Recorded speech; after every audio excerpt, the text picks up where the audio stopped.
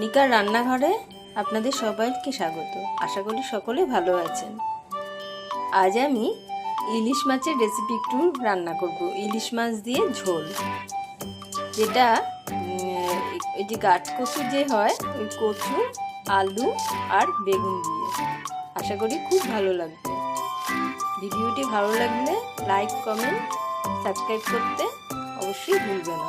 ঠিক আছে, আসো দেখে নিই। একটা আলু লম্বা করে কেটে নিয়েছি, ও একটা বড় দেখে আমি কচু নিয়েছি, ওটাও আমি 4-5 টুকরো করে নিয়েছি লম্বা করে। ও কিছুটা বেগুন নিয়েছি, আমি এইভাবে কেটে নিয়েছি। আর 5 থেকে 6টা আমি কাঁচা লঙ্কা চিড়ে নিয়েছি। আমি 3-4 চামচ তেল দিয়ে দিয়েছি, আর তার সাথে আমি গোটা জিরে আমি ফোড়নে দিয়ে দিই। এখানে 1 চামচ হলুদ গুঁড়ো, 1 চামচ লঙ্কার গুঁড়ো ও 1 চামচ আমি জিরার গুঁড়ো নিয়েছি। সাথে 1 চামচের সামান্য একটু কম আমি লবণ নিয়ে নিয়েছি। এটা আমি জলে সাথে সাথে আমি বেগুন, আলু, কচু আমি এখানে দিয়ে দিয়েছি। সামান্য একটু আমি নাড়াচাড়া করে নিচ্ছি। সামান্য আমি একটু লবণ দিয়ে দিচ্ছি। আর ওখানে আমার মশলা পেস্টিংয়ের সময় আমি কিছুটা লবণ যতটুকু পরিমাণে আমি এটা দেওয়ার দিয়ে দিয়েছি। এটা জাস্ট একটু ভাজার জন্য একটু লবণ আমি দিয়ে দিই।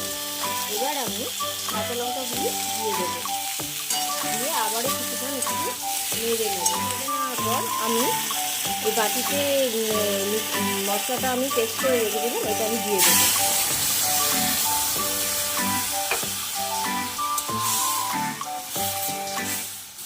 দিয়ে কিছুক্ষণ নাড়ার পর সামান্য একটু মিষ্টি দিয়ে আমি হালকা করে ভেজে তুলে নিই। আমার কষে গেছে, আমি এবার একটু উষ্ণ গরম জল দিয়ে দেব।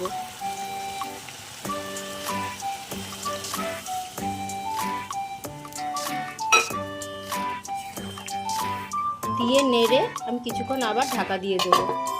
আলুগুলি আমার মোটামুটি সেদ্ধ হয়েছে, আর একটু হলেই হয়ে যাবে, কিন্তু আমি এখন মাছগুলিকে ছেড়ে দেবো।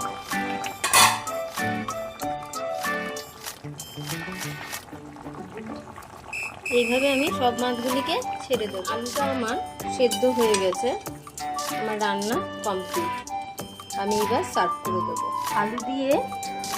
আলু, কচু, বেগুন দিয়ে ইলিশ মাছের ঝোল আমার রেডি হয়ে গেছে। আমি এটা সার্ভ করে দিলাম। ভিডিওটি ভালো লাগলে লাইক, কমেন্ট, শেয়ার ও সাবস্ক্রাইব করতে ভুলবেন না। আশা করি এটা আপনারা খেয়ে দেখবেন, খুব ভালো লাগে।